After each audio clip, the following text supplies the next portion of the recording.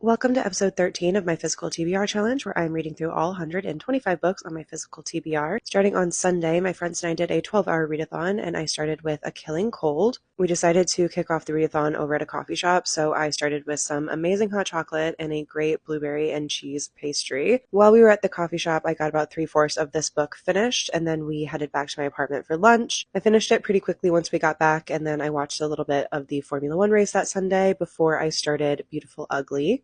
I love when a book has a map, and I love Alice Feeney, so this book really was made for me. I got through it pretty quickly, not gonna lie, and then the next book that I decided to start was The Courting of Bristol Keats. During the 12-hour readathon, I got maybe 1/3 of the way through this book, and then once I put that down, I did not pick it up for a few more days. And considering we spent 12 hours reading, honestly spending a few days not reading and instead doing the Brooklyn bookstore crawl made sense to me. My friends and I also went to the midnight release for the new Emily Henry book, which was very fun. And it took me 3 days to get to all 26 bookstores on the Brooklyn bookstore crawl. So a lot of walking, but the weather was lovely and I had a good time. Oh, and we also went and saw Pride and Prejudice in theaters, which was a spiritual experience and I'll never forget it. Then on Thursday, after my nail appointment in the morning, I decided to settle in and spend the day finishing Bristol Keats. And when I tell you that I spent the entire day on and off reading this book, the only time that I wasn't reading this book is when I went to a William Morrow bookish mixer. But that was only for about 2.5 hours, and then I went right back in at the end of the evening to finally finish Bristol Keats. My God, this was a long one. But with that, I am 3 more books down and only 98 books left to go.